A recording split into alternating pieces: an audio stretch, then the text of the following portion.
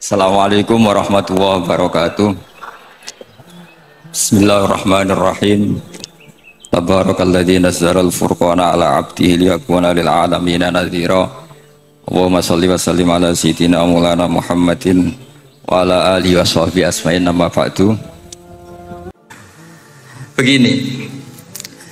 Dulu saya di Sarang itu pernah rois takrib, rois Fathul Mu'in. Tapi yang menjadi saya tambah alim itu gara-gara gejolokan bapak begini. Hak dhisik ana wong imami saking semangate ngapalno hal ataka haditsul ghasyiyah. Jumat-Jumat itu. Karena dia ingin keren ya pakai surat panjang gitu. Terus dia datang ketika takbir langsung baca Bismillahirrahmanirrahim hal ataka haditsul ghasyiyah. Makmumnya bilang subhanallah. Karena dia agak pede dengan surat yang panjang diganti kul ya ayyuhal kafirun. Makmumnya masih bilang subhanallah. Sampai berkali-kali diganti surat kulhu, ya makmumnya tetap bilang subhanallah. Karena nggak tahu caranya mengingatkan kalau imam itu tidak baca Fatihah. Karena ada satu cara yaitu kon ngelingno ngangge napa? Subhanallah. Akhirnya wonten makmum sing nekat ora maca Fatihah. Nah pertanyaan bapak saya, kamu harus berani ijtihad, merubah hanya satu pakem mengingatkan imam tuh pakai subhanallah. Karena kalau kasus seperti ini nggak cukup diingatkan subhanallah. Niki adik-adik kira-kira batal mboten ngelingno imam muni ora maca Fatihah. Kalau sampean bilang batal berarti nggak ada solusinya. Kalau bilang sah itu beberapa kalimat yang dalam pakem sholat itu apa? Membatalkan. Sampean milih batal apa enggak? Enggak polling saja kayak pemilu. Sampai saya tuh cari-cari, akhirnya ketemu juga di kitab Mizan Kubro diterangkan oleh Imam Malik bahwa kalamul musolli. Musolli itu ngomong, kalau itu manfaat, tapi jangan ditiru loh ya. Dan darurat, ya, dan darurat, maka itu boleh dan tidak membatalkan sholat. Misalnya imam sholat kemudian di bawahnya ada bom atau ada ular kobra. Kalau nggak ada cara ya mau tidak mau harus diingatkan pakai kalimat. Karena kalau subhanallah tok nanti gonta-ganti surat saja. Tahu-tahu mati dipatok ular apa? Kobra. Sehingga dari gejolokan-gejolokan seperti itu akhirnya saya berpikir. Sampai saya nyari kitab-kitab Al-Madzhabul Arba'ah. Karena memang nggak cukup. Terus pertanyaan kedua kata bapak saya, tentang tradisi misalnya orang-orang kampung kalau bikin batu bata itu dari tanah, kemudian kadang makjunun bisirjin, kadang dicampur dengan apa? Sirjin. Nggak usah diterjemah, ini sambil latihan bahasa Arab katanya. Masa pondok internasional nggak bisa bahasa Inggris sama bahasa Arab? Makjun ya. Ternyata mazhab Syafi'iyahnya membolehkan atau nganggap alat tohara itu dua, alma wa turab. Tapi ternyata dalam mazhab Hanafi termasuk alatut tadhir atau alatut tohara itu annar, yaitu api. Alasan Abu Hanifah, orang mukmin yang banyak dosanya itu untuk masuk surga itu disucikan dulu di neraka. Artinya annar itu al-mutahhirah. Nar itu gunanya mensucikan. Sehingga batu bata karena sudah mengalami proses dibakar, maka berarti suci meskipun ma'junun bisirjin. Ya tapi jangan pakai tayamum, pakai apa? Nah, jadi kalau Anda mandi junub atau nggak punya wudhu, kalau nggak ada turab sama apa? Air, ada solusinya yaitu wudhu pakai nar. Tapi itu jelas haram betul kalau itu, karena nggak mungkin nggak ada turab itu nggak mungkin. Sehingga ini penting, gejolokan-gejolokan para ulama, para guru ini penting. Karena ternyata para nabi itu menjadi pinter, itu ya karena digojlok pangeran. Saya punya sekian contoh di kitab-kitab para wali.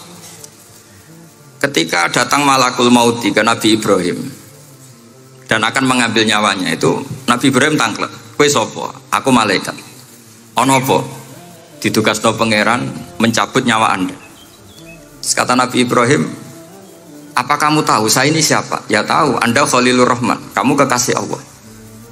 Terus kata Nabi Ibrahim, hal ra'aita habiban yumitu habibah. Masa ada kekasih membunuh yang dikasih? Pasti Anda salah. Ya karena malaikat nggak pernah ngaji di sini di progresif ini. Dia tidak bisa jawab. Akhirnya niki kalau pamit niki kalau sembuh niki cekap. Niki cekap. Bingung, betul kulino nih bingung nih.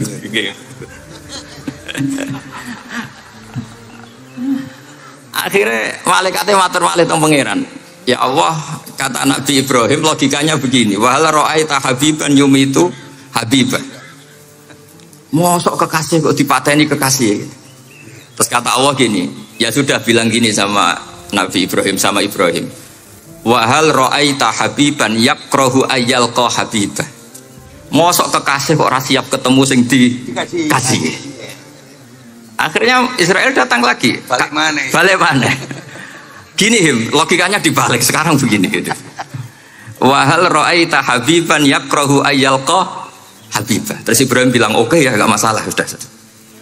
Artinya apa? Kita ini diajari satu logika. Logika apa saja? Ini Allah. Sehingga ya memang normalnya hidup tuh cerdas. Kata Ghazali cerdas nyikapi apa? Realitas.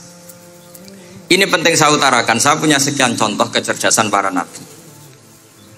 Saya berkali-kali cerita, nabi yang sezaman itu sebetulnya 3, tapi yang ilmunya level itu hanya 2. Karena ada yang sezaman yaitu Ibrahim dan Lut. Tentu tidak level karena Nabi Lut itu pernah keponakan Nabi siapa?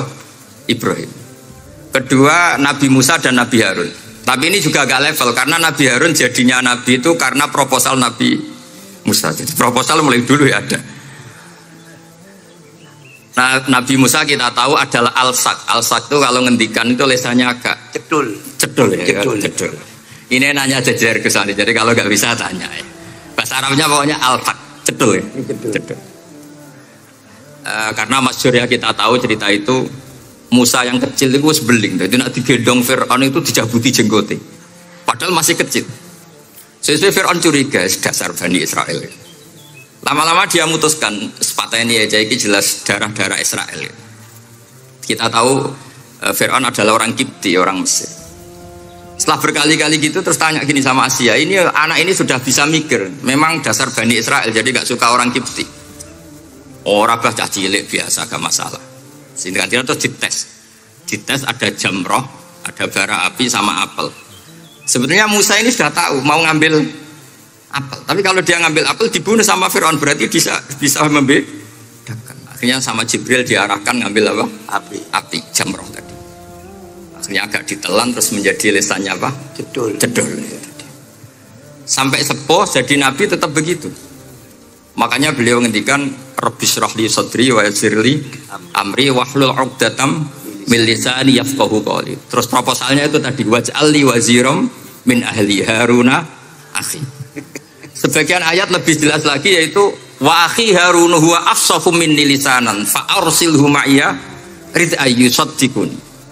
Jadi dan saudara saya Harun lebih fasih berbicara daripada saya. Jadi kualitas ilmiahnya bagus Musa tapi jubirnya itu kira-kira kayak Mbah Lim dulu. Iya Mbah Lim. Ya. Jadi ini saya jubirnya Gus Ali, saya Harun, ini Musa. Maksudnya kaya karena sudah ada nabi.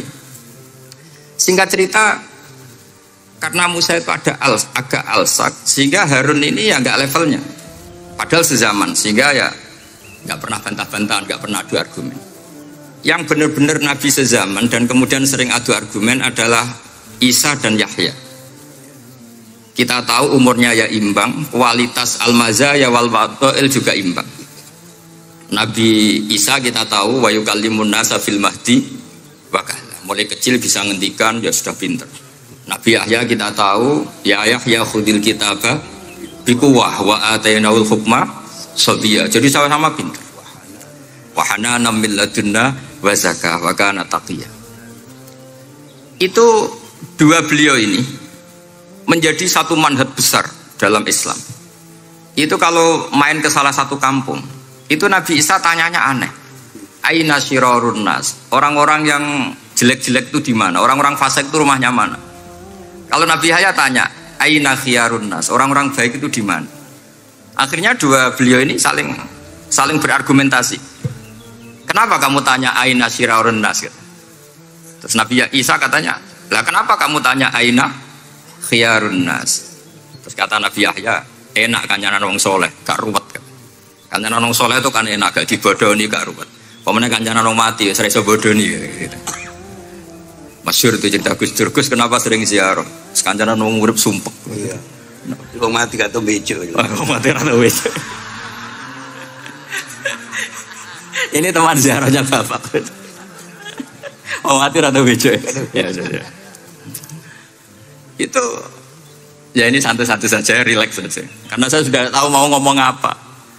Nanti kalau ingin serius ya ngaji sama saya, harus khatam biar nggak jadi korban kama sayati sama kama takotam. Akhirnya Nabi Yahya gantian tanya, kenapa kamu tanya aina syirarun nas? Itu masyhur beliau. Ini dalam kitab Tabaqatul Asfiya karangan Abu Nu'aim al-Asfihani. Riwayat Sufyan bin Uyainah, gurunya Imam Syafi'i. Jawabnya Nabi Isa unik. Anak Nabi, saya ini Nabi. Biman zilatit tobib. Nabi itu ibarat dokter. Udawil mardo. Di mana-mana dokter itu cari orang sakit. Makanya di NU itu banyak kiai-kiai yang nangani orang-orang fasik. Dakwah nih gue wong nakal-nakal itu ya ada khazanahnya. Asal gak keterusan katut gitu saja. Jadi kalau kamu niru Gusme itu sebenarnya konsepnya satu. Asal ada bukti jadi wali dan tidak katut. Kalau enggak ya sudah usah. Gak usah wae kata Gus Ali sudah. Kalau enggak kelasnya jangan. Sehingga dua beliau itu jadi khazanah besar. Misalnya Anda jadi kiai di daerah-daerah yang Islamnya sudah maju. Mungkin Anda ini hanya mendapat fasilitas dari Islam. Makanya saya sendiri secara pribadi, misalnya kecelok pinter, tah ranking, tah juara musabaqah tilawatil Quran, kadang dari sekian prestasiku untuk umroh mendapat. Karena kita punya prestasi di daerah yang prestis. Sementara teman-teman kita, makanya ini kalau ada santri progresif yang nggak pinter, tak kasih ijazah, tak kasih support. Barokahnya tidak pinter, akhirnya hidup di daerah tertinggal. Barokahnya hidup di daerah tertinggal, Anda muassisul ma'had, Anda muassisul masjid. Sing prestasi hanya mendapat dari negara, yang tertinggal malah memberi kontribusi. Akhirnya apa? Lama-lama ini yang prestasi coro Jawa ngatok tomak. Saya dapat apa? Sementara yang di desa tertinggal saya bisa memberi apa? Sehingga Allah bikin wong bodoh itu ada rencana besar gitu. Jadi mau orang bodoh itu gak ada orang-orang santri yang hidup di daerah-daerah apa? Tertinggal. Men golek prestasi, golek umroh, sambil sing imami Masjid Haram bareng. Kapan dakwahnya? Karena yang diburu itu mendapat, bukan memberi. Ini bahaya sekali bagi Islam. Sehingga tradisi guru-guru kita, nah santri pinter ya dilem, santri bodoh ya dilem, santri bulet ya dilem, santri setengah bulet ya dilem, sekabeh kaulane pangeran. Kok ana hikmah dhewe-dhewe kata gitu. Tapi ini bukan justifikasi atau melegitimasi kenakalan anak-anak Anda. Ini mau cerita ilmiah. Kemudian ada perdebatan lagi. Dan ini nanti terusannya adalah al-ulama warasatul anbiya. Sayyid Abdul Al-Haddad itu masyhur. Kalau ada orang sowan ditanya, kiaimu nak mulang tau nangis? Mboten nate. Lereni ngaji mbek wong ngono iku. Atine atos ya. Tapi Abdul Hasan As-Sadili kalau ada orang tamu tanya, kiaimu nak mulang tau guyu? Mboten nate. Lereni wong ra iso syukur. Jadi ini dua kutub besar. Siapa yang nggak tahu kewalian Abdul Hasan As-Sadili? Siapa yang nggak tahu kewalian Sayyid Abdul Al-Haddad?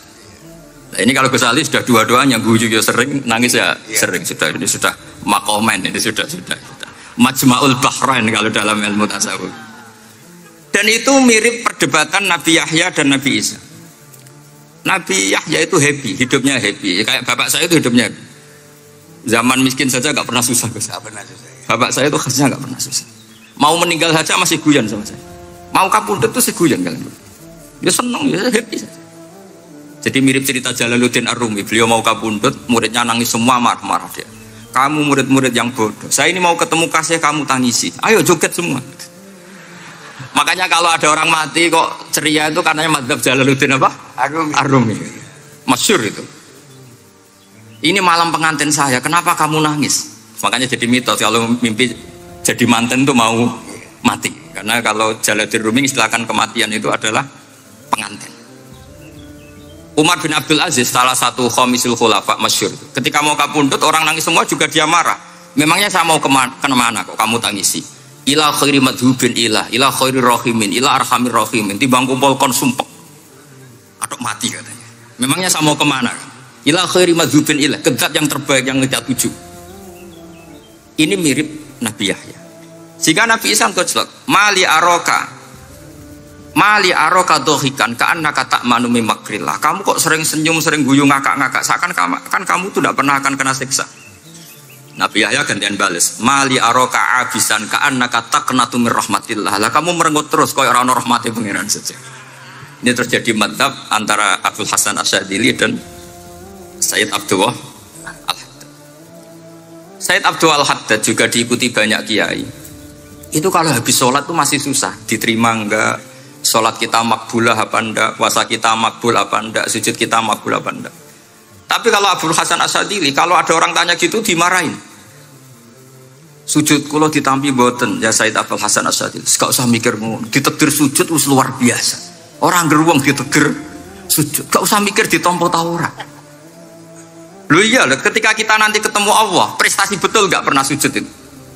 Sebagai hamba kita bangga pernah sujud, terus gak penting ditompo tawar. Bahkan kalau anak-anak muda ini kepengen ditompo niat elek, ditompo digajar pangeran terus mlebu swarga terus sama bidadari gitu. Jadi muni ditompo tapi pikirannya sudah ngayal macam-macam. Kalau mazhab Abdul Hasan Asyadzili tidak. Sehingga kitab hikam, kita tahu kitab hikam itu adalah dikarang Ibnu Athaillah As-Sakandari, dia muridnya Abdul Abbas Al-Mursi, dan ini terus muridnya Abdul Hasan Asyadzili. Itu cerminan Syadziliyah murni. Ya saya ulang lagi, itu cerminan Syadziliyah murni. Sehingga beliau ngendikan masyhur itu, qalilul amali ma'a syuhudil minnah minallah khairun min kasiril amali ma'a ru'yatit taqsir. Jadi amal sedikit tapi yakin itu anugerah Allah, lebih baik beramal banyak tapi masih merasa salah karena ra ono syukure. Makanya bapak saya Gus Ali ana wong abangan gelem salat, gak tahu gak disahno sah terus. Ketika ada orang fikih marah-marah tapi rubah gedang, wes rubah gedang lah, pokoknya sah terus. Pokoknya sah terus. Ini sangat-sangat sadid berarti. Ini penting saya utarakan supaya khazanah kita itu tidak pernah habis. Karena al ulama warasatul anbiya. Nabi tidak ada warosati, tapi warasatul anbiya. Sehingga semua watak para nabi sebelum Rasulullah Shallallahu Alaihi Wasallam itu semua tercermin pada umatnya Rasulullah Shallallahu Alaihi Wasallam. Cerita paling terkenal tentu Asra Badrin. Tawanan-tawanan perang Badarin mau diapakan? Rasulullah istasyara Abu Bakrin. Terus kata Abu Bakar, itu keluargamu ya Rasulullah. Hum ashiratuka, hum aqaribuka. Ya maafkan saja. Terus ditanya Umar, menurut kamu gimana Umar? Itu kan orang-orang yang ngusir engkau ya Rasulullah, yang dulu ingin membunuh engkau, sekarang ketangkap ya bunuh, kok repot. Apa kata Rasulullah? Masaluka ya Abu Bakrin kamasali Ibrahim isqala faman tabi'ani fa innahu minni wa man asani fa innaka ghafurur rahim. Sing prestasi ya alhamdulillah, sing ora prestasi muga-muga pangeran akeh sepurane. Sudah gitu ya cara Gus Ali ya sih ngono kok repot. Wa masaluka ya Umar kamasalin nuh isqala rabbi la tadzar alal ardi minal kafirina dayara. Sudah habisi saja ning donya kafir. Tapi anehnya Rasulullah akhudha bi madzhabi Abi Bakar. Nabi mengambil pendapatnya siapa? Abu Bakar. Karena Nabi kena khitab anit tabi millata Ibrahim hanif. Akhirnya terus keterusan. Akeh ya NU ana umat salah dibarno nganti ra roh nak salah. Makanya kenangan saya sama Mbah Sal Mahfud karena beliau itu sepupu sama Mbah saya biasa itu. Kata Mbah Sal gini, "Hak umpama pantas," kata beliau ini, "umpama pantas pondok-pondok itu tak sertifikat." Kenapa, Mbah? Ya akeh kiai gondrong muridnya kalau gondrong kabeh terus kadang rapati sholat jari diulang kali jogo. Engkok neng kali-kali golek Nabi Khidir gak tau ngaji. Lah ngono iku nak ditakoki afiliasine kok NU gitu. Mau disertifikat, jadi distandarkan. Pokoknya anggar gak ono takribe ya ora NU gitu. Karena nanti kalau gak disertifikat ini terus khayal-khayal macam-macam ini rata-rata kan afiliasinya juga ngeklaim NU. Padahal ya itu tadi. Jadi diulang kali jogo langsung diulang macam-macam. Ini penting saya utarakan karena standarisasi ini penting. Caranya gimana? Kita harus sebanyak mungkin baca khazanah Islam.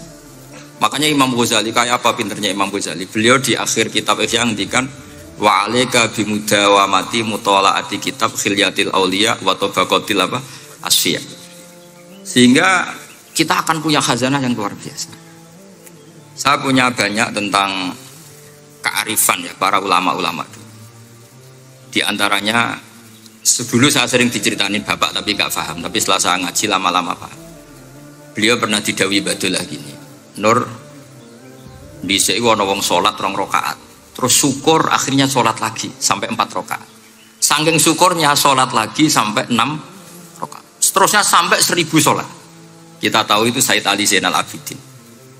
Jadi dia menambahkan salat itu karena iskon lillah wa syauqan lillah, mahabbatan lillah. Bukan kayak kita karena ingin salat 1000 rakaat dibagi sekian menit terus kenanya 2 jam. Jadi kayak kita tarawih 20 menit, 20 rakaat dibagi sekian kenanya 7 menit. Pentingnya apa? Meskipun kita tidak akan mengalami seperti itu, tapi kita menjadi tahu ketika Rasulullah SAW ngendikan wa qurratu aini fis shalah. Bahkan Nabi kalau banyak masalah itu Nabi yataraddad, mutaraddidan di dalamnya. Setelah mutaraddidan agak panik, Nabi tanya gini sama Aisyah, aina Bilal, aina Bilal, Bilal kemana, Bilal kemana? Setelah Bilal notok, tok tok tok tok, ya Rasulullah as-sholat, arifna ya Bilal, arifna ya Bilal, saya kasih istirahat ya Bilal, saya kasih istirahat. Karena roh dunya, roh politik, roh kebudayaan, roh dulur bulet kabeh. Sing ra bulet mok sitok hubungan ambek Allah Subhanahu wa taala. Maka disebut as-sholat rohatul mukmin. Apa yang terjadi? Ashabu Rasulillah ketika Sayyidina Umar ditusuk oleh Abu Lulu al-Majusi, tentu pakai kira-kira ya panah yang kayak pancing, jadi kalau sudah dimasukkan kadu cabut itu sakitnya minta ampun. Apa kata Umar?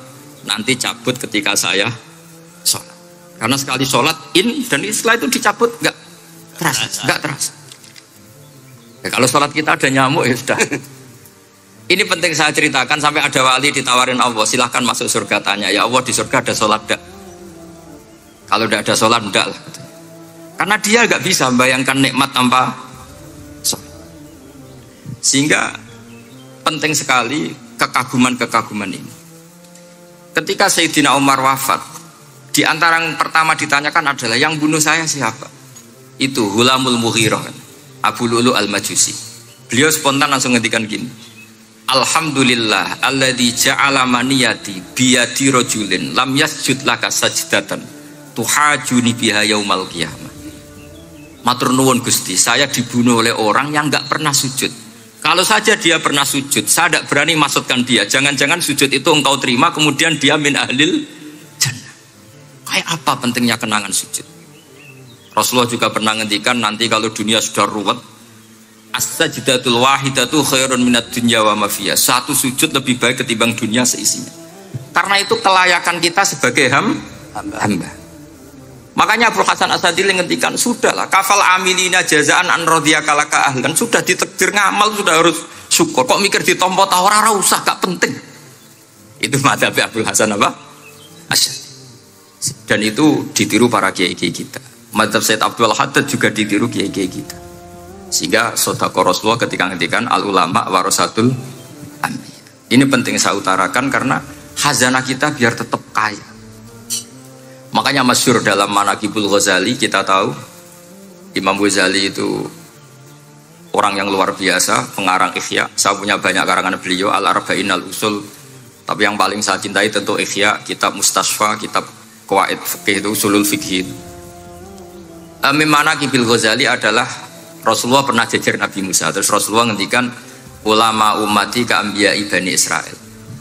Terus kata Nabi Musa, yang benar saja, masa ulama kok kapasitasnya kayak Nabi, apapun hebatnya itu nggak mungkin lah kapasitasnya kayak Nabi. Terus kata Rasulullah, ya sudah buktikan saja. Terus dipanggillah Imam Ghazali. Ketika dipanggil, ini katanya Ghazali katanya. Ditanya sama Nabi Musa, siapa namamu? Ana Muhammad bin Muhammad Al-Ghazali At-Tusi Asy-Syafi'i. Mau jawabnya panjang. Terus kata Nabi Musa, kecangkeman gitu, orang Jawa itu kecangkeman, ditakoki jeneng kok jawabnya kakean. Terus kata Imam Ghazali, ya lumayan saya. Jenengan ditanya Allah sing ya'lamus sirra wa akhfa saja jawabnya kelebihan. Apa itu kata Nabi Musa? Wa ma tilka bi yaminika ya Musa. Qala ya asaya atawakkau 'alaiha wa ahusyu biha ala ghanami wa liya fiha ma'aribu ukhra. Jadi Nabi Musa ditanya, sing mbok gawa iku apa ta? Ini tongkat saya, tak pakai ini, tak pakai ini, tak pakai ini. Jadi masih banyak kelebihan jenengan timbang saya. Akhirnya fa'aqarra Nabi Musa ini ikrar bahwa benar-benar ulama Rasulillah itu keambiyai bani apa? Israel. Jadi khazanah-khazanah kecerdasan gini ini penting. Sehingga ketika ada kemacetan fikih, ada kejumudan fikih, tugas kita adalah memecahkan kejumudan itu. Misalnya begini, ini yang sering dilakukan Bapak saya dan Gus Ali. Kancanan wong fasik hukumnya piye? Ya ora oleh, wong kok kancanan wong fasik. Tapi kalau dibalik, bina wong fasik boleh ndak? Boleh. Syaratnya bina kudu ngancani. Jadi dibelokkan gitu aja sudah rubah. Hadza huwal fiqh. Yang dikatakan fikih ya seperti itu. Tapi orang-orang yang nggak ngerti detailnya fikih, apalagi usul fikih, fikih itu menjadi rumit. Makanya ahli sunnah itu luar biasa. Ada orang mati karena narkoba atau karena apa itu? Oplosan. Itu kiai cokre. Itu kiai alim biasa datang. Itu ya biasa mempersaksikan, nggih mayite sae nggih. Nggih. Padahal orang itu nggak percaya ini orang mati cokre kok apa? Sae. Padahal dia di kiainya bilang gini, wis sae saiki wis iso nakal katanya. Maksudnya saya sudah mengakhiri semua kenakalannya lewat apa? Lewat kematian tadi.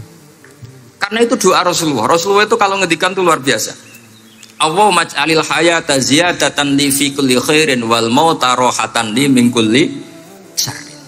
Ya Allah, jadikan hidup ini ziyadatan li fi kulli khairin. Jadi anggap saja kalau hidup itu berarti potensi tambah baik. Anggap saja kalau mati itu akhir dari segala keburukan.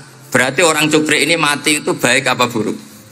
Baik, karena dia sudah tidak bisa buruk lagi. Makanya saya nah, ini khazanah yang luar biasa. Karena tadi kematian adalah ar-rohah min kulli apa? Syarri. Nah, ini sesi kedua, mungkin ini tinggal seperempat jam atau setengah jam. Saya ini karena biasa ngomong lama. Saya mau menerangkan kalimat tauhid. Ini penting sekali. Kalimat tauhid itu kata Ibnu Qayyim Al-Jauziyah dalam kitab Zadul Ma'ad. Ini kitab kesayangan Sayyid Abdul Al-Haddad. Sampai beliau ngendikan, ya laitani minha iddatan nusakhin li uhdiyaha ila tullab. Semoga saya punya naskah banyak yang mau saya hadiahkan ke santri-santri. Saking pentingnya kitab apa Zadul Qayyim. Itu beliau mengartikan la ilaha illallah itu luar biasa. Kalimat ini adalah kalimat super. Allah bikin surga juga demi kalimat ini. Siapa yang menerima kalimat ini maka masuk surga. Yang menolak kalimat ini maka dimasukkan neraka. Kita tahu neraka itu kalau ada batu dicemplung itu sampai ke bawah itu nunggu 70 tahun. Kayak apa kedalamannya? Bego siapa saja tidak akan bisa itu bikin apa? Neraka. Karena kalau batu dijatuhkan nunggu 70 tahun itu sampai kok riha. Itu dibikin juga untuk orang yang menolak la ilaha illallah. Kemudian karena manusia butuh latihan, dibikinlah langit dan bumi supaya didiami manusia untuk menerima konsep la ilaha illallah. Karena manusia butuh pelatih, diutuslah para rasul untuk melatih la ilaha illallah. Dan kalimat ini andaikan ada orang kafir 70 tahun, kemudian dia melafadzkan la ilaha illallah Muhammadur Rasulullah, maka semua kekafirannya dihilang dia. Maka santri-santri yang aswaja ini harus yakin, ia adalah kalimatun dakhala bihal kafiru al-islam. Ini kalimat yang orang kafir 70 tahun saja menjadi muslim. Tapi sekarang banyak gerakan dengan kalimat yang sama malah orang Islam menjadi kafir. Itu kira-kira kelompok aneh nopo boten. Hanya karena la ilaha illallah banyak kelipatok dihukumi kafir. Gara-gara la ilaha illallah bipitung dino diarani kafir. Wong kalimat ini sing kafir wae dadi mukmin, sekarang dengan kalimat yang sama yang mukmin jadi ini apa-apaan, kira-kira gitu cara mantap ini apa-apaan. Ini penting saya utarakan. Jadi kepastian tauhid. Ngendikane pangeran kullil ladzina kafaru iyantahu yufar lahum ma qad. Makanya Abdul Hasan As-Sadili ketika nafsirkan fa'lam annahu la ilaha illallah wastaghfir li dzambika walil mu'minina wal itu ai bihadhil kalimah kata beliau. Kamu harus camkan bahwa la ilaha illallah. Dan setelah itu kamu baru sah istighfar. Untuk kamu sendiri maupun untuk orang mukmin siapapun, mukmin mukminah. Kita tahu andaikan kita punya keluarga kafirah atau murtadah, sah nggak diistighfari? Tidak sah. Tapi sefasik apapun asal dia min ahli tauhid maka sah diistighfari. Karena fa'lam annahu la ilaha illallah wastaghfir lidzambika walil mu'minin. Jadi sahnya mengistighfarkan orang lain hanya dengan satu syarat, yaitu dia min ahli la ilaha illallah Muhammadur Rasulullah.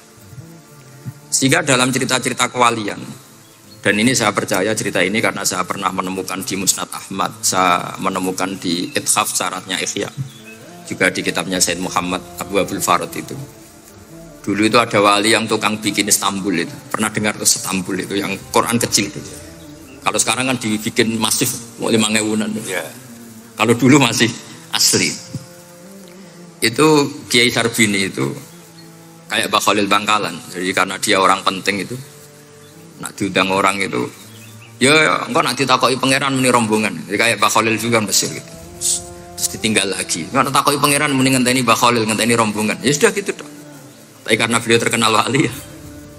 Singkat cerita kalau Sohibul Bait ini nggak terima karena pas 7 hari sampai di sebelah sapi apa-apa ternyata dia tahlilnya sebentar.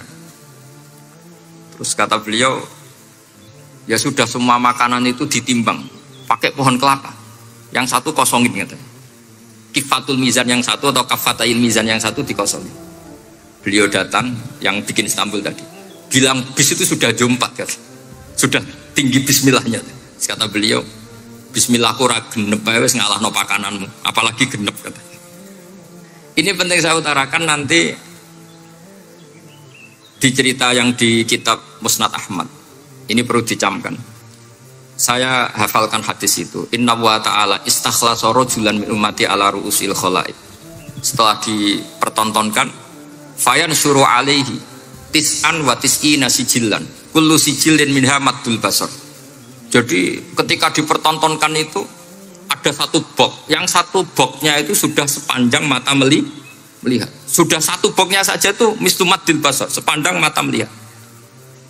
Apalagi di 99. Terus Allah itu fair, Allah tanya, afalaka uzurun, apa kamu melakukan kesalahan banyak ini punya alasan? Enggak katanya.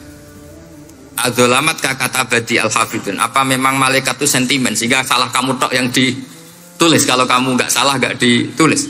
Enggak ya Allah. Terus kata Allah, bala innalaka inti hasanah, kamu masih punya satu kebaikan.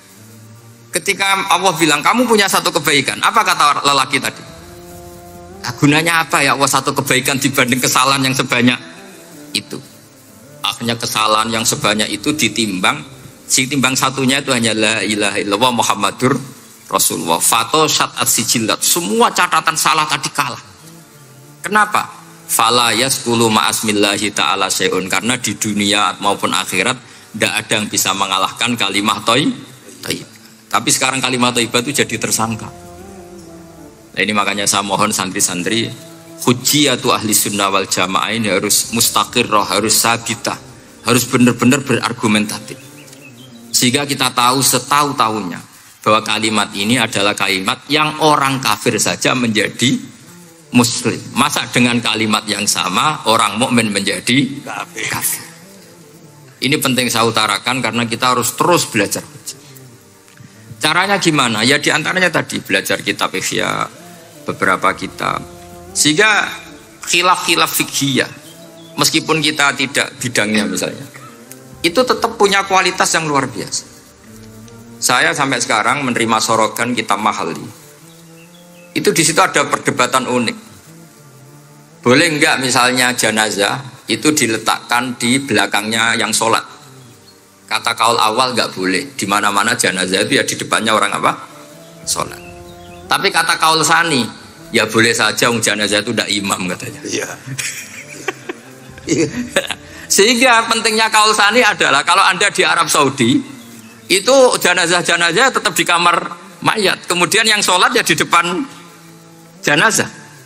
Karena kalau dipaksakan di depan berarti jenazahnya di dekat apa? Ka'bah. Kayak apa kreditnya Mekah? Nah, meskipun kita tidak melakukan itu karena nanti dianggap aliran apa? Sesat. Ada jenazah kok di belakang kita sholat apa? Di depan. Tapi ini ilmu harus kita dengar. Begitu juga khilafnya kaul qadim dan kaul jadid. menurut kaul jadid yang namanya sujud itu harus 7 anggota. Karena kata Rasulullah Shallallahu Alaihi Wasallam, umirtu an asjuda ala sab'ati azumin al jabhah wal yaden warubaten wal kodamen. Berarti al jabhah 1, yaden 2, kodamen rubaten 2, kodamen 2. Sehingga kalau kiai-kiai fanatik fikih, aku nak anak-anak sujud ngongkrong dipetel-petel toh. Mergo supaya 7 anggota. Tapi kata Imam Syafi'i dalam kaul qadim, kata beliau, wayah tamilu, mungkin saja sujud itu cukup pakai jabhah. Karena dalam doa Nabi itu hanya sajadalaka wajhi wa sam'i wa basori. Tidak ada Nabi dongo sajadalaka wajhi wa yadi wa rubbati wa kodami. Jadi kecerdasan ulama-ulama dulu itu luar biasa. Sehingga kalau kita baca pembanding-pembanding itu, lama-lama kita menjadi cerdas. Ini yang terakhir saya cerita tentang Imam Ghazali. Dulu banyak orang yang bermadzhab pentingnya uzlah. Sehingga banyak ulama yang uzlah. Alasannya kumpul wong serepot tok. Paling gak ngerasani wong lah. Minimal dosanya ngerasani wong. Sehingga cerita banyak ulama yang uzlah. Kemudian umat ini dipimpin aliran-aliran sesat. Terus ulama yang uzlah-uzlah itu diparani sama ulama yang sudah jadi wali. Ya akalatal hasis, karena dia di hutan sehingga makannya hanya rumputan. Taraktum ummata Muhammadin sallallahu alaihi wasallam fi aidil mubtadi'ah. Betul uzlah itu baik, tapi membiarkan umatnya Nabi dipimpin orang-orang yang sesat. Makanya kita terima kasih sekali Gus Ali ada di antara kita, membimbing kita, membina kita. Jangan terus dunia wis rusak tinggal nawa tidak bisa. Ini ummatur Rasulillah, ummatun marfumah, ummatun mahfudhah, ummatun mar'iyah. Insyaallah apapun kondisinya kita tunggu nih, baik dalam skala negara, masyarakat maupun kultural. Singkat cerita, Imam Bukhari itu pede meriwayatkan hadis setelah banyak orang mimpi Rasulullah itu liwat ditututi Imam Bukhari.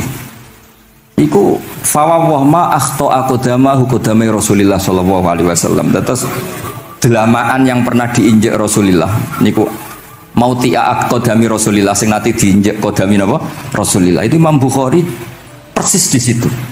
Akhirnya ulama tahu itu maknanya betapa persisnya beliau ketika meriwayatkan hadisnya Rasulullah sallallahu alaihi wasallam. Ada lagi orang mimpi niki teng kitab Fathul Bari. Imam Bukhari itu betul khirbah itu semacam peso kecil. Yadzubu anhu itu kalau ada orang melukai Nabi, dia yang bela-belain supaya orang itu tidak bisa melukai Nabi. Dan itu ditakwil oleh ulama bahwa beliau yang nanti akan mensortir al-ahadis al-maudu'ah, dibuang semua, nggak boleh dinisbatkan kepada Rasulullah Shallallahu Alaihi Wasallam. Jadi kemana itu jasa-jasa ini pun Imam Bukhari. Terus ketika beliau mau kapundut, terus Imam Bukhari ketika mau kapundut itu tertib sekali. Saya banyak membuktikan baik secara bacaan maupun nyata. Orang-orang soleh itu kalau mau kapundut itu tertib. Mulanya sampai nak kapundut itu selonang-selonong. Nak mati itu sing tertib, sing rapi lah, tertata. Kalau cerita sedikit, bapak kula niku selawase niku tiap tahun nilai kula teng Jogja. Ibu mboten pernah memamitkan saya sama ketua tempat kerja kula. Niku bapak tindak teng kene kula Jumadil Ula niku. Saya tak pamit nong mbek kancamu, guru-gurumu, kanca-kanca, kowe mulai ngenteni aku. Terus bapak Recep kapundhut. Mbah Mun juga gitu, saya menyaksikan sendiri mau kapundhut itu uang dititipkan ke Subab. Iki aku nak balekno, nak aku ora balik sebagi dulur-dulurmu. Beliau di pesawat ngendikan Gus Yasin, tenan dosin aku tahlili. Ternyata di Mekah kapundhut. Itu contoh-contoh kapundhut yang tertib, beretika dan berperadaban. Nah Imam Ghazali luwih parah malih, parah kramate mboten parah masalahnya. Engko mbok potong dadi geger. Niku badhe kapundhut itu tuku kafan piyambak. Tuku kafan. Terus kanca-kanca sing perjalanan 3 hari karena dulu enggak ada pesawat. Ora ono WA. Niku diundang. Tolong dirangkas ning nggonku ya. Ketika beliau kapundhut itu orang yang perjalanan 3 hari enggak ada yang terlambat. Ditakoki, "Kenapa kamu enggak terlambat?" "Saya sudah diundang 3 hari yang lalu." Dan niku tuku kafan terus badhe niku badhe subuh salat terus piyambake cara Jawa nggih agak selonjor terus adike diceluk Ali ya bil kafni, aku jupukno kafanku. Terus diambung terus beliau ngendikan ala ridho bil intiqal ila malikil mulki pun kula ridho pindah teng alami jenengan Gusti maksudnya kapundhut ya terus kapundhut jadi adike ora ribet tuku kafan ribet tuku saiki ya ana persiapan tapi gaya-gayaan untuk kuburane wis digawe terus gaya mergo larang kawasane iku elit niku mboten keramat ning sembrono nih lah Imam Bukhari nggih ngoten badhe kapundhut tuh wali-wali angkatan beliau ku dipeni. Desane piyambake jenenge Khortanka, napa bacane Khortanak mboten ngerti. Pokoke kawasan Uzbek karena itu ejaan Soviet. Sauni-unimu lho waca Khortanka, cek Khortanak, cek apa ngono lho. Sing maca penting aja waca demaan karena tulisannya kok sik. Niku wali-wali ngipi ketemu Rasulullah teng pagar desa, teng pojok, teng pintu gerbang. Wali-wali tanya, "Ya Rasulullah, kenapa engkau di sini?" Antadziru Muhammad bin Ismail. Aku ngenteni Muhammad bin Ismail. Apa tak jak bareng. Terus wali-wali ini tangi krungu kabar Imam Bukhari kapundhut. Nama beliau kan Muhammad bin Ismail. Jadi akhirnya wali-wali ngerti. Jadi ya badhe kapundhut iku ditunggoni Rasulullah sallallahu alaihi wasallam. Kula waca nggih tak waca Arabe. Engko nak mboten paham nggih muni amin nggih. Mboten santai mawon sampean. Kula niki mumpung dadi wong saleh mergo nderekaken kersane Habib Bidin. Ya kadang saleh kadang ora, nek ora saleh ya istighfar wis gampang. Urusan mbek pangeran niku gampang. Ribet urusan mbek manusa. Wis yo sepuro yo cek kadang gremeng ya. Tapi ora usah kaget ya apike manusa kalah apik mbek pangeran. Pangeran wis Ghafur kok manusa kok Ghafur ketok yo ora lah wis biasa wae ngoten. Gampang urusan mbek pangeran ya. Ya cara kaidah fikih kan ngoten. Haqqullah mabniun alal musamaha. Urusan mbek pangeran niku gampang. Urusan mbek manusa ruwet ya. Sing dawuh Ali niku. Niku fakta apa pengalaman ya? Pengalaman apa fakta? Pengalaman. Pengalaman. Niki kanca kula oleh Ali Al-Habsyi. Nggih boten enten perkembangan mulih mbek kula ya ora jelas ya. Nggih kula waca ya. Akhbarona Muhammad bin Makki sami'tu Abdul Wahid bin Adam at-Tawasis yaqul ra'aitu an-nabiyya sallallahu alaihi wasallam fi naumi wa ma'ahu jama'atun min ashabihi wa huwa waqifun fi mawdi'in fasallamtu alaihi faradda alayya salam faqultu ma wuqufuka huna ya Rasulullah qala antadhiru Muhammad bin Ismail falamma kana ba'da ayamin balaghani mautuh fanadhartu fa idzan huwa qad mata fi sa'ah allati ra'aitu fiha an-nabiyya sallallahu alaihi wasallam. Monggo nggih nak badhe kapundhut sing tertib nggih.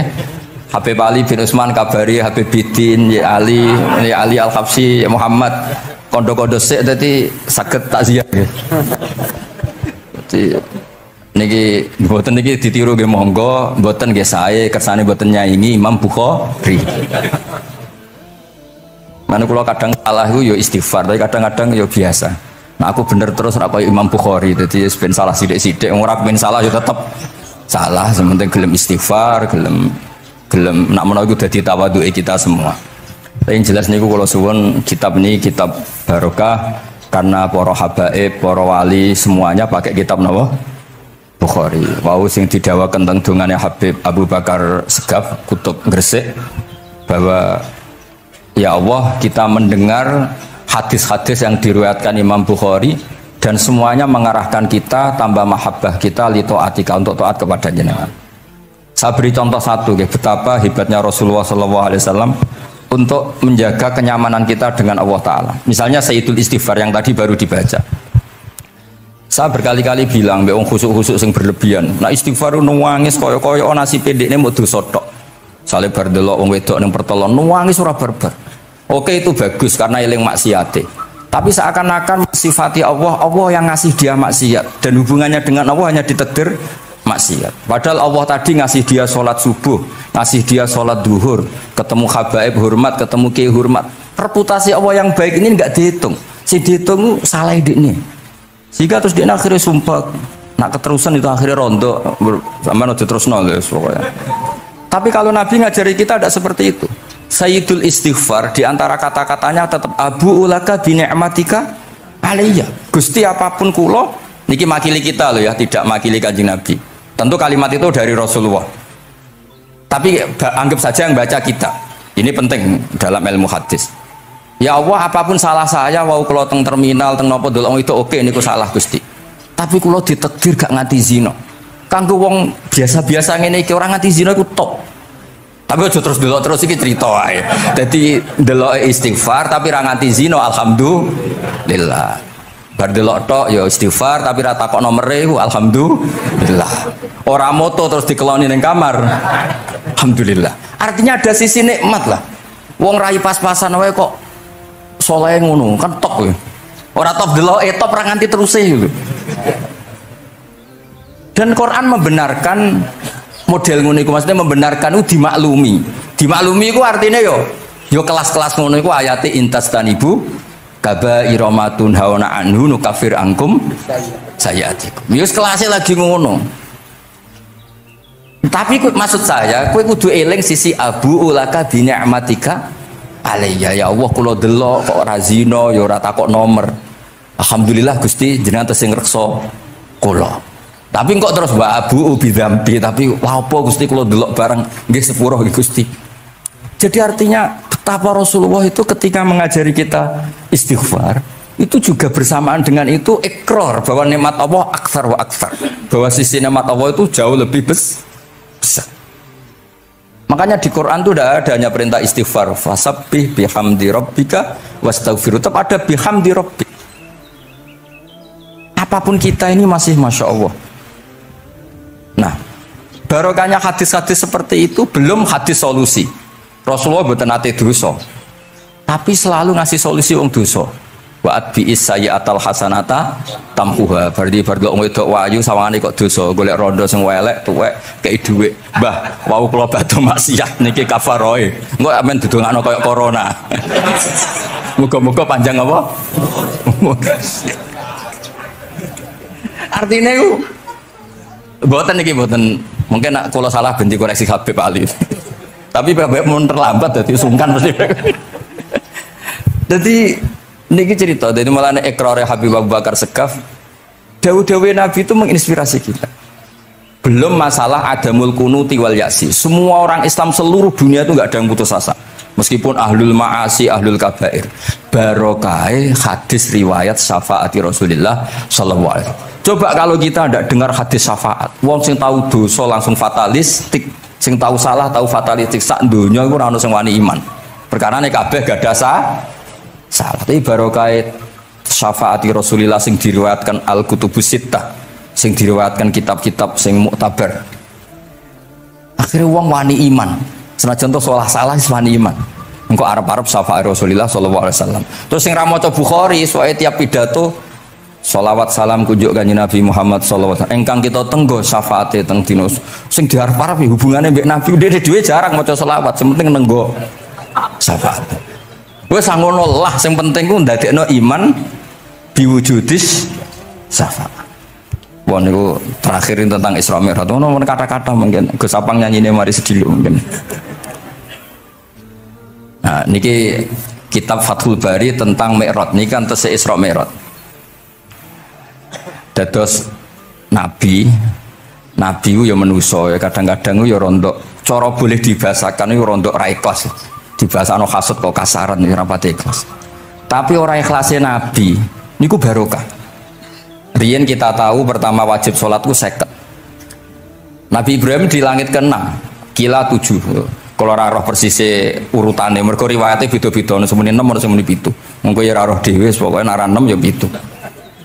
Coba bantah kula. Akhirnya Nabi Ibrahim jenenge capek. Apa mat diceluk wong pancen bae. Jika sholat 50 rakaat. Mendel Nabi Ibrahim ora biasa bantah. Bareng tok Nabi Musa bantah. Apa mat 50? Dekne asline bantah iku ora kok perkara piye. Asline gak krana sakake kita mboten. Rodok ngeprekno lah cara Jawa. Piye mat 50? Umatku sing gagah-gagah ra kuat temene umatem. Dadi asline iku yo rasake kita. Mulane kula rapati utang jasa asline di bab ini karena asline iku terusane inna ummataka la tutiku dzalik. Umatmu ra kuat. Wong Bani Israil umatku sing gandengan gagah-gagah ra kuat temene umatmu. Padahal kita ya nyatanya ra kuat tenan, tapi alhamdulillah. Singkat cerita terus rodok terjadi debat kecil. Kanjeng Nabi karena ahsanan nasi khalqau wa khuluqa. Nurut mawon. Matur ning pangeran Gusti khafif anni.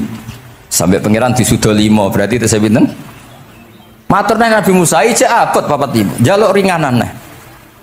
Sampai akhirnya ping 9. Ping 9 berarti 5 ping 9 kalong pinten?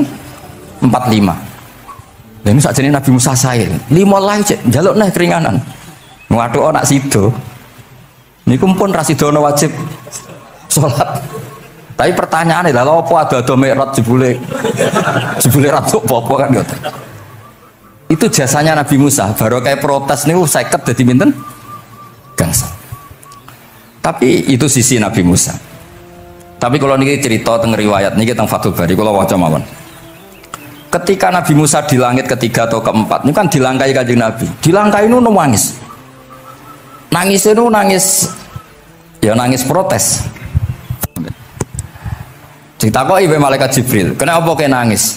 Grutu itu gak adil guys. Cah wingi kok ngangkai makomku. Grutu. Akhirnya Kanjeng Nabi takok. Niku sinten? Iku Musa. Nembe nopo? Ya nembe grutu. Sing digrutoni sinten? Pangeran. Lah terus pangeran gak piye-piye? Gak wis biasa aja. Mboten niku lho mboten gawe-gawe. Nek ora percaya sampean waca dhewe kitabe. Kok eja sithik-sithik. Terus lah kena apa?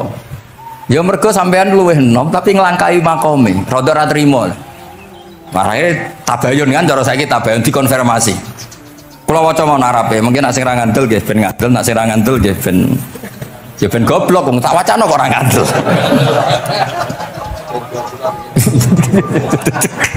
Dari ali.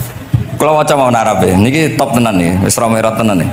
Teng kitab kula halaman 613 juz 7. Jadi sampean sakit ngecek malih. Misalnya beda halaman nggih. Apa ya? Bab ya, babnya ya di bab. Bismillahirrahmanirrahim. Niki jelas sampean jarang maca iki. Apa ora tahu ya? Jarang ora tahu parah deh. Parah gak nate. Niki kanca kula mulai alit niki teng sarang. Dadi kula niku de kanca Habib Zen, niku kanca mulai alit. Alhamdulillah nganti tuwa ora ono perkembangan ya tetep kanca maksudnya. Ya sudah jadi kiai, nak masalah materi sudah tambah juga ya. Umat ya tambah akeh, tapi hubungan akrabnya tetep sepawancet. Engger ketemu ya pikirane ngopi, rokok. Nah, kalau sono perkembangan ya gak rokok ya termasuk. Tapi kalau cara fatwane Mbah Nafek salah. Rokok cara kowe apa, Hak? Misalnya ke darani haram, kowe sing salah. Ning dinggon barang haram dobong. Aduh, kelar. Mboten nate menang. Ini seksine niki. Nah, kalau debat Mbah Nafek. Lah iya rokok itu haram, mulane dobong. Kowe nek dirokok sitok terus mbok yakini haram. Rak berarti jek ana terus barang haram. Tapi nek tak rokok kan tak ilangi.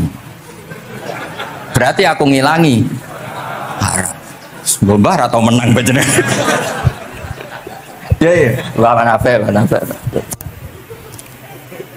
Nah, kalau skala tuwa nurut mawon. Ini alhamdulillah niki majelis kalau seneng sangat ditunggoni para habaib saged nderekaken kersane Habibiddin. Kula nggih ora ngrasa paling bener wong dikongkon mawon. Tapi kelirune insyaallah ora nganti 1%, 0,, sekian persen pantes-pantes sih. Ya kudu ya kudu ngono. Kula wawas nggih. Bismillahirrahmanirrahim. Ketika Nabi Musa ya kesalib Nabi Muhammad SAW niku nangis. Terus lam azunna ahadan yurfa'u alayya. Saya itu tidak pernah mengira ada orang diangkat meninggi saya. Gak terima. Terus mergo napa? Yasumu banu Israil anni akramu 'ala Allah. Umatku kadung yakin nak saya ini yang terbaik kok dilangkai wong ku piye. Kayak kula misale sedarani wong alim alamah terus jebule keliru kalah mbek amang kan yo isin. Tapi beri amang putune Nabi mboten isin kula nek kalah mboten isin. Wis mboten yakin mboten isin. Apa isin kalah ya apa-apa wis. Tapi ini kan jaga imet kan. Misalnya kula tengkeling terus ali terus Wono di konco ya gini, ini cerita lucu tenan, ini kisah nyata. Jenenge Kiai Izzuddin Buntet itu top-top kiai di era itu. Dia santri ini tiang Cirebon asli Jakarta. Jenenge Budi, ini konco ini tak sebut jenenge wong cerita lucu. Dia itu bangga dengan kiainya karena orang Jakarta. Ini mergo angger kiai mbek Kiai Izzuddin ku nyucuk. Bangga deh, mergo kiai ini ra ono sing ngalahno. Kabeh kiai sak kawasan kono iku nyucuk. Suatu saat ana pengajian ngaturi Mbah Mun, ya Mbah Maimun Zubair. Kiai Izzuddin nanti mondok sarang. Bareng wonten Mbah Mun Kiai Izzuddin nyucuk. Niku bocah niku teng tingkat dhuwur. Aduh, kiai ku keok. Enggak terima.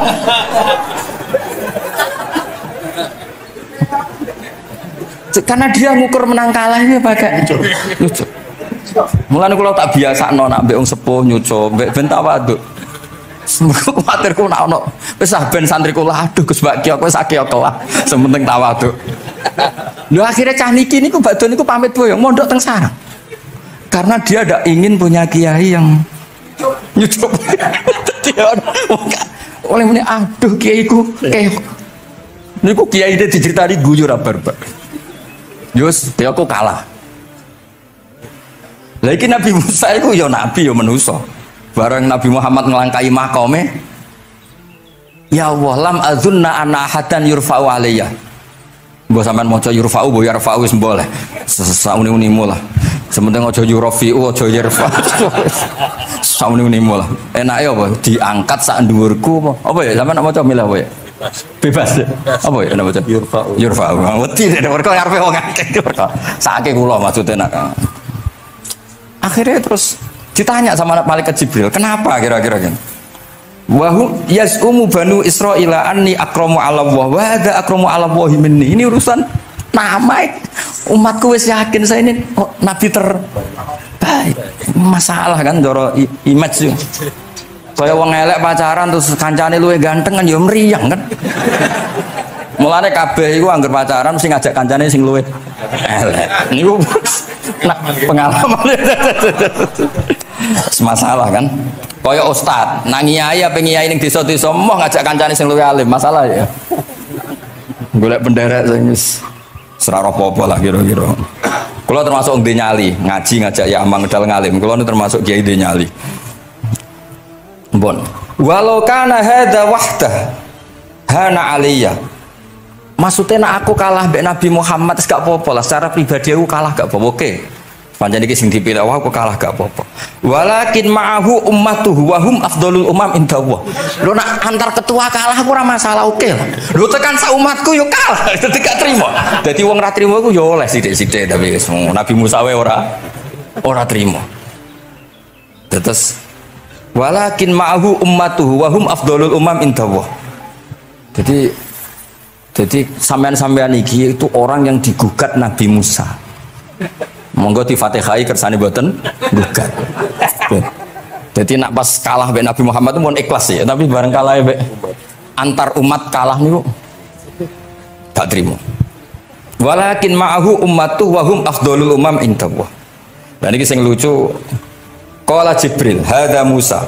Wa may yu'atibu, kanjeng Nabi tanglet. Wa may yu'atibu, terus sing digumami sapa sing digremi sapa? Qala yu'atibu rabbahu fika. Lho niki kula maca lho. Kok nak kurang marem tak seksine ya amang tak kon maca. Yu'atibu rabbahu fika. Qultu wa yarfa'u sautahu ala rabbi. Ning ngarepe pangeran ya wani pahpoh ngono gamane cara Jawa iku. Qala innallaha qad arafa lahu khiddata. Pangeran biasa, nek ngomong ya rada keras ngene dadi pangeran wis biasa maklumi. Wa fi riwayatin innahu ya'rifu dzalika minhu. Allah kenal banget ini jenis wong protes iku wis kenal banget. Terus, nah ini terus mulai analisis ulama. Qala ulama lam yakun buka Musa hasadan ma'adzallah fa innal hasad fi dzalikal alam manzu'an ahadil mu'minin fa kaifa biman istafahu wa ta'ala bal kana asafan ala ma fatahu minal ajri alladzi yataratta bil arfud. Ini kan analisis walhasil hakikate Nabi Musa mboten hasud tapi ya serapati siap kalah wae dan niku ya normal wae wong manusia.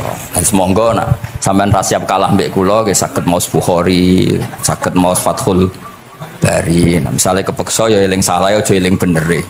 Tapi sampean kok nantang Qur'ane nak salah ditulis sito, nak bener ditulis 10. Mulane kalau nak salah ya kira-kira jek duwe 9 lah. Bagi 10 dikurangi pinten? Setunggal. Tapi mboten penting lah. Yang penting niki kula cerita. Kalau seneng buatan krono ngerasa paling bener buatan saged akan kersane Habibiddin para habaib para kiai. Kalau posisi makmur diminta kalau suwun niki nambahaken mahabbah kita dengan Rasulullah sallallahu alaihi wasallam. Apalagi tadi saya minta ijazah Habibiddin karena dapat ijazah dari Habib Salim bin Umar bin Muhammad Asgaf. ijazah dari Habib Abu Bakar Segaf tentang doa Khatmul Bukhari, dan tadi doa yang luar biasa. Jadi saya pastikan bahwa kita seperti ini tuh barokahnya riwayat sahihah. Andaikan kita ngikuti riwayat misalnya murtakibul kabirah itu kafir, orang melakukan dosa itu kafir, kayak apa umat Islam akan habis, karena semuanya yang pernah salah akan merasa kafir dan merasa repot. Ini barokah ahadisus syafa'ah, barokahnya yes, pokoknya akhirnya semuanya punya harapan nanti ketemu Allah itu untuk syafaat. Barokah itu harapan, mereka tetap jaga iman, jaga kebaikan-kebaikannya, enak menowo, semua itu bisa menghapus kesalahan. Jadi agama ini selalu datang bawa solusi. Oke, semua manusia kulubani Adam khotoun, semua potensi salah. Al-insan makhluk khoto apa? Tapi Nabi ngasih solusinya. Wa'at bi'is sayyi'atal hasanata tamhuha. Atau kalau di Quran innal hasanat uzibnas sayyi'at. Dan ini membantu kita, menguatkan kita. Bahkan ada beberapa riwayat yang mangkola lewat dakhalal jannah, terus macam-macam lah, wa in zana wa in sarqa macam. Bukan pernah kita tidak pernah mensyariatkan hal-hal yang buruk, pasti tidak pernah. Tapi jangan pula yang pernah buruk kemudian ditutup pintu tobatnya, tidak seperti itu agama. Pintu tobat tetap maftuh sampai matahari terbit dari barat. Terus niki kula maos teng kitab kula niki kersane niki seksine ben loro niki ya amang takkan maca mulya umu bani seben ya ben barokah. Iki mulya umu bani